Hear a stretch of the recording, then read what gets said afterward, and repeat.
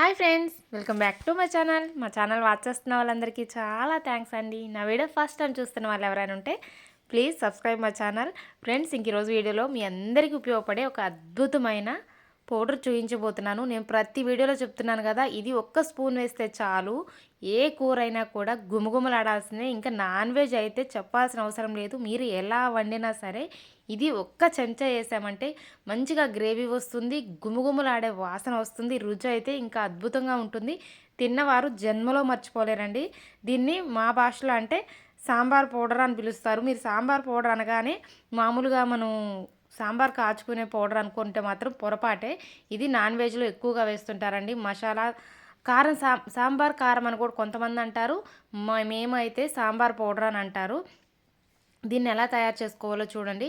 దీని కొరకు ధనియాలు, కరివేపాకు, జీలకర్ర, మెంతులు, అలానే వెల్లుల్లి, పసుపు బాగా గుర్తుపెట్టుకోండి. నేను చెప్పిన ఐటమ్స్ కావాలి.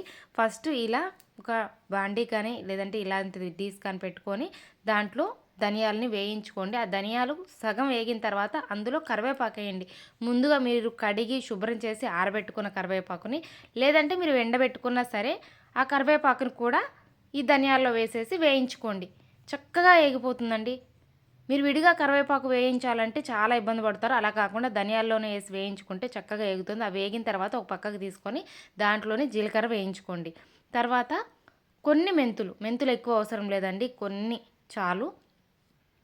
చూడండి, మామూలుగా అయితే పావు కేజీ ధనియాలకి ఒక 50 గ్రాములు జీలకర్ర వేయండి. మెంతులు అయితే కొంచెం చాలు, దీనికి కొలత అవసరం లేదు. ఇంకా వెల్లుల్లి, పసుపు అంటే అవి కూడా ఎక్కువ తక్కువైనా ఇబ్బంది ఏం లేదండి, కొంచెం అటు ఇటుగా వేసుకోవచ్చు. చూడండి, ఇలా ఎర్రగా వేయించుకోవాలి మెంతులను కూడా. ఇవన్నీ వేగినాయి కదా, ఇవన్నీ ఒక దాంట్లోకి తీసుకొని కొంచెం చల్లారనిద్దాము, ఎందుకంటే మనం పౌడర్ తయారు చేసుకోవాలి కదా.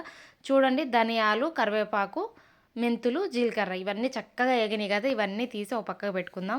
ఈ పౌడర్ని మనం ఒక్కసారి తయారు చేసుకున్నామంటే ఒక నెల రోజుల దాకా వస్తుందండి. ఒక పావు కేజీ తయారు చేసుకుంటే మీరు ఇంతవరకు చేసిన కూరని ఒక్కసారి ఈ పౌడర్ వేసి మీరు ఏదైనా నాన్ వెజ్ కర్రీ వండి చూడండి, తేడా మీకే తెలుస్తుంది. తిన్నవారు ఏంటి ఈరోజు ఇంత బాగుంది అని అంటారు.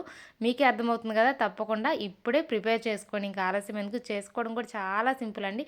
ఇవన్నీ చల్లగైనాయి కదా, ఇలా మిక్సీ జార్లో వేసేసుకుందాం. దీని కొరకు మనం ఎక్కడికో బయటకు పరిగెత్తాల్సిన అవసరం లేదు, మిక్సీలోనే మనం ప్రిపేర్ చేసుకోవచ్చు. కొంచెం కొంచెంగా వేసుకోండి, బాగా మెత్తగా అవుతుంది. చూడండి, మెత్తని పౌడర్ లాగా అయింది కదా.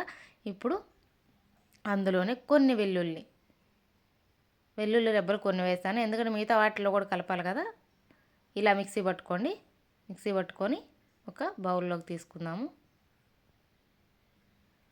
ఇలా డీస్లోకి పోసుకున్న తర్వాత మిగతావన్నీ కూడా మిక్సీ పట్టుకొని అందులో కూడా మొత్తం తీసేసుకోండి. ఇలానే వెల్లుల్లి వేసుకొని తర్వాత మనం పసుపుని ఇందులో యాడ్ చేసుకోవాలి. ధనియాలు, జీలకర్ర, మెంతులు, కరివేపాకు ఇవన్నీ కూడా ఆరోగ్యానికి చాలా మంచిదండి. కరివేపాకు విడిగా పెడితే ఎవరైనా తింటారా? తీసి పక్కన పెట్టేస్తారు. అదే ఈ పౌడర్లో మిక్స్ చేసేస్తే తీయడానికి ఆస్కారమే ఉండదు, ఎందుకంటే కమ్మగా కూరలో కలిసిపోతుంది. ఆరోగ్యానికి ఆరోగ్యం, రుచికి రుచి, రెండు విధాలా బాగుంటుంది.